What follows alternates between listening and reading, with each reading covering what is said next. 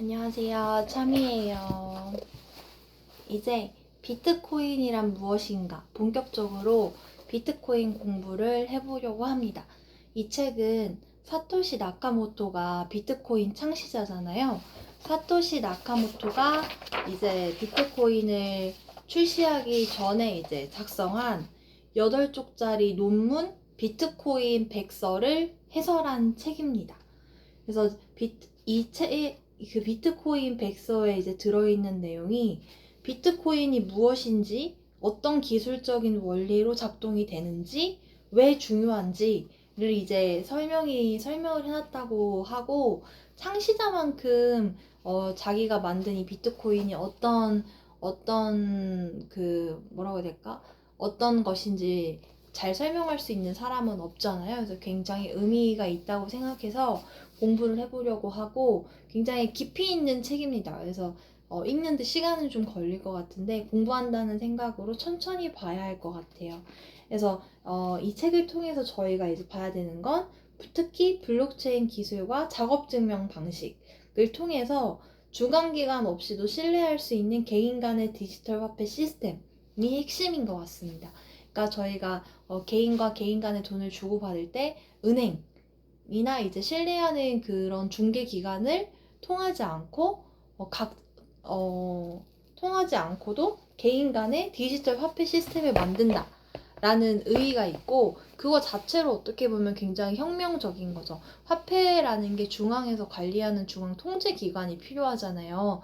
은행이나 뭐 정부나. 근데 그런 거 없이 개인과 개인 사이에 서로 신뢰할 수 있는 P2P 디지털 화폐 시스템이 핵심이고, 이를 구현하기 위해 사용된 블록체인 기술이 탈중앙화와 분장 원장 기술입니다. 이게 이제 블록체인의 뜻이고요. 그래서 블록체인 기술을 바탕으로 P2P 간에 이제 되게 활발한 그런 새로운 세계가 열리고 있잖아요. 그래서 비트코인도 그렇고 블록체인도 그렇고 그것을 이해하는 것은 굉장히 중요하다고 생각합니다.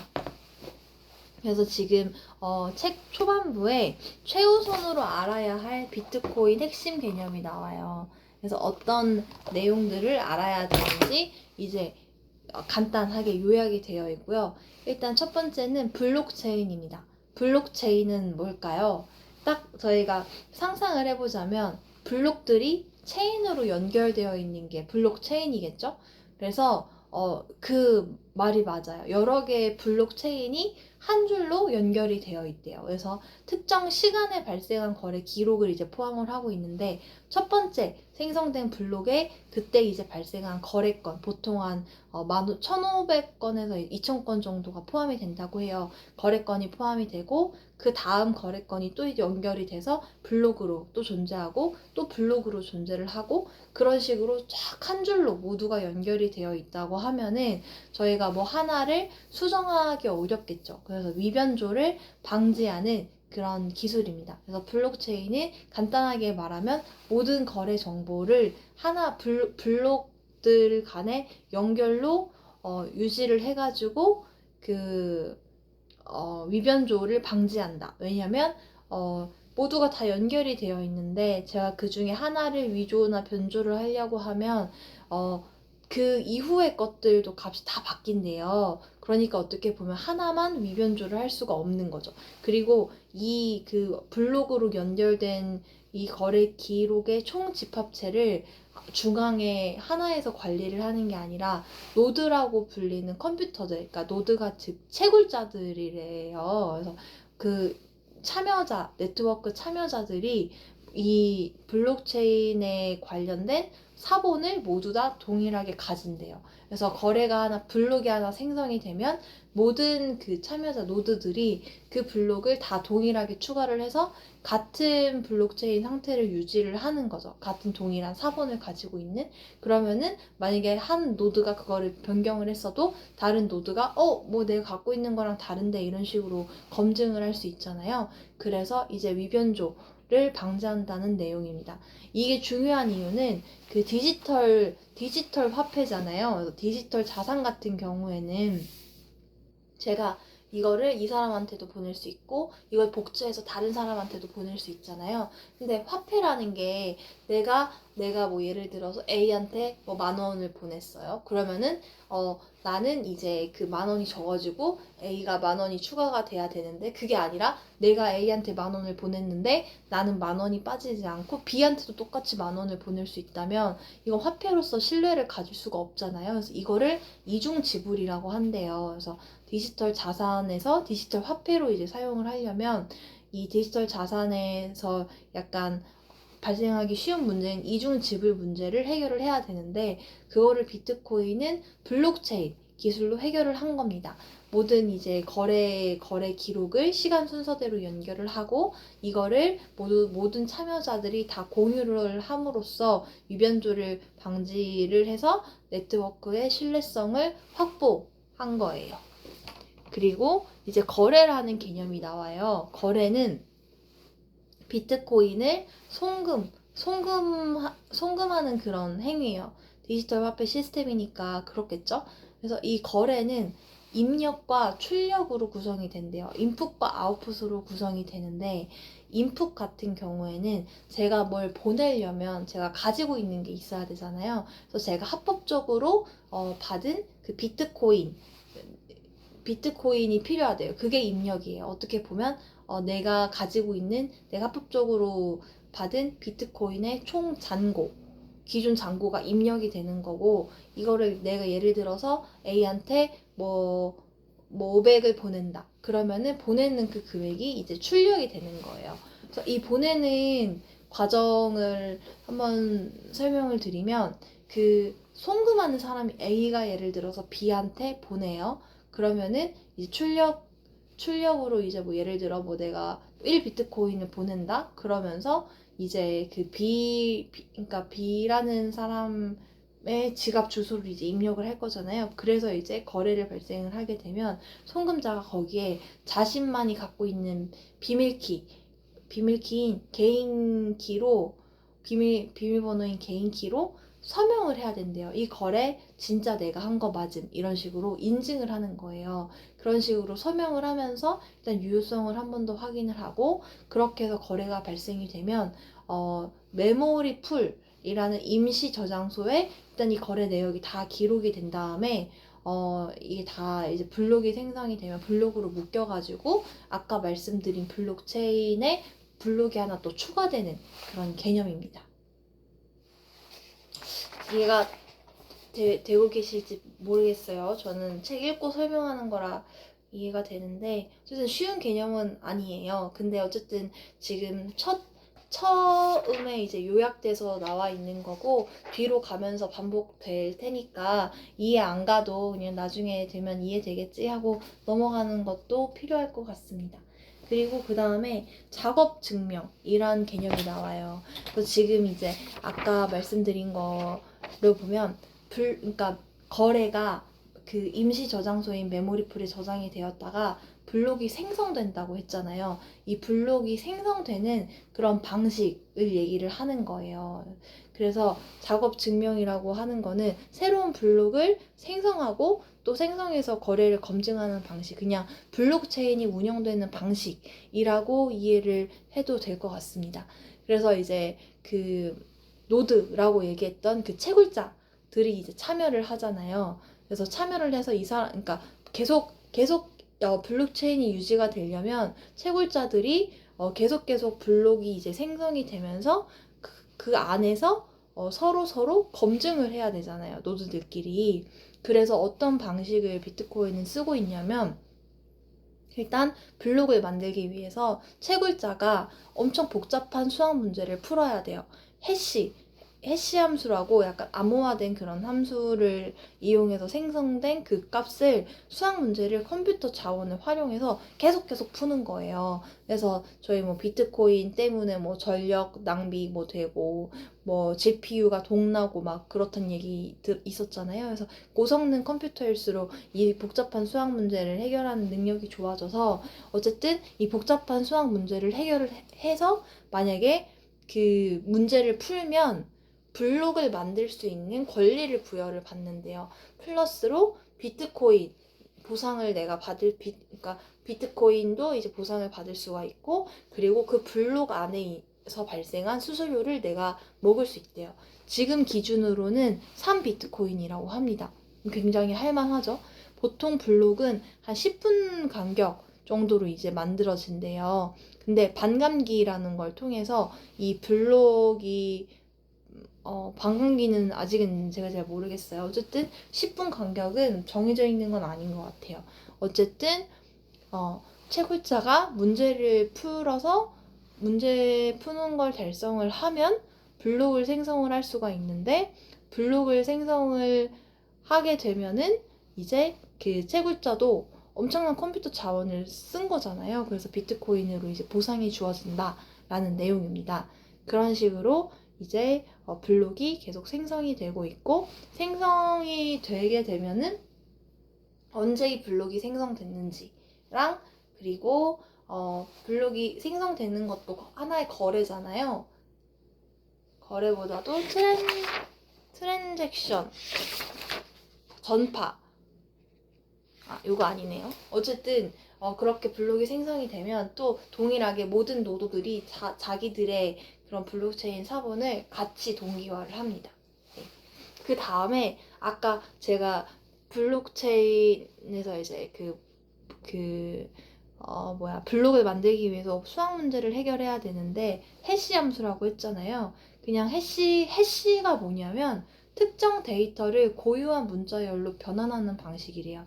그러니까 우리가 뭐 예를 들어 뭐 숨기고 싶은 문구가 있으면 이 문구를 바탕으로 암호화 하잖아요. 그러니까 암호화 하는 거라고 생각하면 쉬울 것 같아요. 그래서 비트코인은 SHA-256 해시 함수를 쓰는데, 이게 미국 국가안보국이 제작한 엄청 강력한 그런 암호 함수를 쓰는 거예요. 그래서 64자리 해시 값을 생성을 한대요.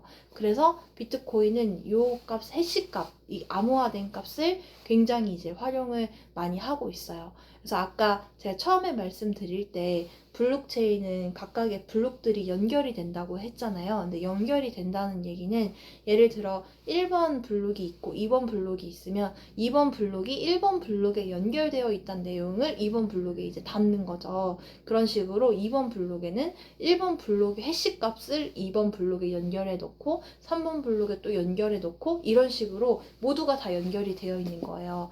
근데 이 해시 값이 거기 안에 적혀진 내용들을 암호화해서 이제 64자리 값으로 이제 변환한 값이라고 했잖아요. 그래서 그 가운데 있는 어떠한 블록이라도 무언가 값을 바꾸게 되면 저희가 엑셀 수식으로 다 걸어놓고 원래 그 원본 데이터를 수정하면 싹 다 바뀌는 것처럼, 얘도 똑같이 이거를 바탕으로 만든 애들이 줄줄이 이어져 있기 때문에 중간에 뭐를 수정을 하게 되면 그 뒤에 값들도 다 바뀌게 되는 거죠.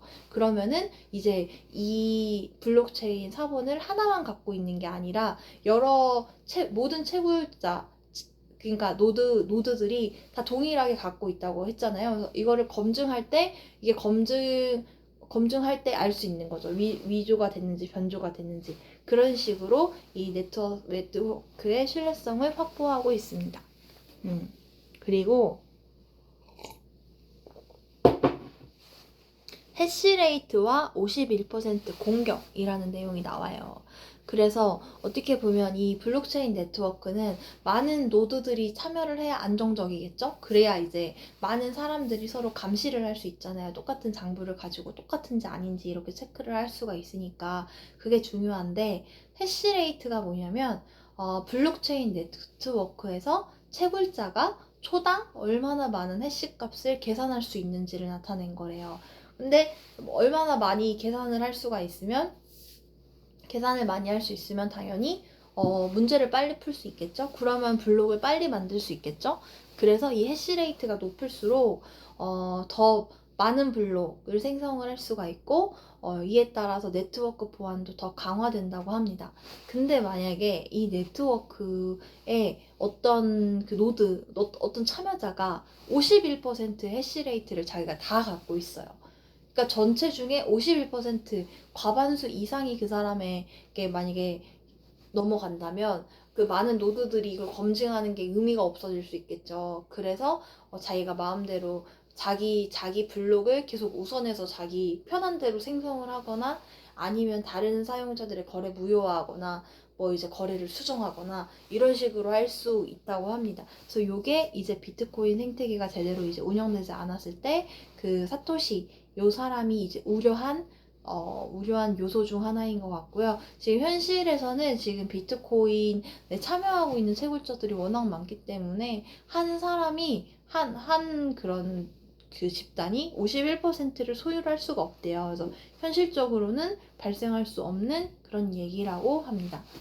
그리고 제가 아까 말씀드렸던 노드가 각각의 컴퓨터라고 어떻게 볼 수도 있는데 채굴하는 그 존재 자체를 그냥 노드라고 보시면 될 것 같아요. 이 노드는 두 개로 구분할 수가 있는데 풀노드와 경량 노드로 구분이 된다고 합니다.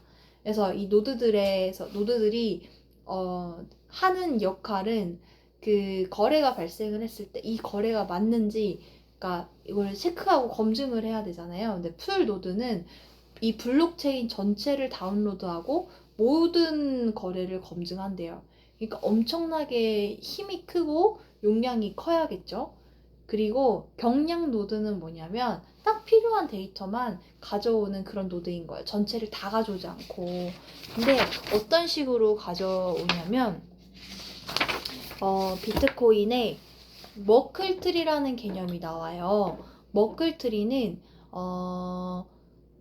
모든 거래를 효율적으로 요약할 수 있는 그런 이제 데이터 구조라고 할 수 있는데 예를 들어 한 거래가 발생한 경우에 이 거래를 해시 함수로 변하는 해시 값으로 이제 저장을 하잖아요. 그래서 모든 그 기록이 해시 값으로 저장이 되어 있는데 이게 너무 많잖아요. 그래서 이것들을 예를 들어 이 해시 값 그리고 다른 해시 값 이걸 합쳐가지고 하나로 만들고 또 이거랑 이거 다른 거 합쳐서 하나로 만들고 그러면서 하나 이렇게 모아가면서 그 모양에 맞춰 트리 같다는 거예요. 그래서 트리 맨 위에 상단 부분에 요게 이제 나오잖아요. 그거를 머클 트리라고 합니다. 그래서 머클 루트 그러면은 이 상단에 있는 이 머클 루트만 있으면 그 하단에 있는 이 거래들을 쉽게 개별 거래를 검증할 수 있다는 거죠. 그래서 이 블록에는 이 머클 루트가 다 포함이 되어 있고 아까 제가 말씀드린 이 경량 노드 좀 이제 작은 그런 용량을 가지고 있는 노드들은 이 머클 루트를 기반으로 그러니까 효율적으로 검증을 하는 시스템입니다. 그리고 전자서명 관련해서 설명을 한번 드리면 일단 비트코인 지갑 관련해서 많이 들어보셨잖아요. 지갑은 이제 비트코인을 관리하고 보관하는 도구인데 관리하고 보관하고 그리고 누군가한테 보내고 하는 데 있어서 자기가 본인이라는 걸 증명을 할 수 있잖아요. 해야 하잖아요. 그래서 이제 개인키가 있습니다. 개인키는 비트코인을 내가 소유하고 또 사용하고 누구한테 송금하고 할 때 뭐 아주 중요한 비밀번호라고 할 수 있고 다른 누군가한테 이제 절대 알려주면 안 돼요. 그래서 자기를 증명하는 거죠. 그래서 이제 개인키가 있고 근데 이 개인키로 다른 사람과 소통을 할 수 없죠. 이건 너무 중요하기 때문에 이 개인키를 가지고 공개키를 만드는 거예요. 그러니까 개인키로 공개키를 만들 수는 있지만 공개키로 개인키를 이렇게 역으로 유추할 수는 없는 거죠. 그래서 이 공개키를 또 이제 주소로 이제 변환을 해서 저희가 쓰는 이제 계좌번호처럼 이제 이 공개키를 사용을 하는 거예요. 그래서 개인키가 있는데 저희가 이 개인키를 잊어버릴 수 있잖아요. 그래서 시드 문구라는 게 있대요. 시드 문구는 12개 또는 14개 영어 단어의 조합인데 이걸로 이제 개인키를 복구할 수 있다고 합니다. 어쨌든 결론적으로 개인키가 있고 개인키로 만든 공개키가 있고 이 공개키로 만든 이제 지갑 그렇죠? 주소로 이 주소를 활용해서 이제 비트코인을 주고받고 할 수 있는 개념입니다.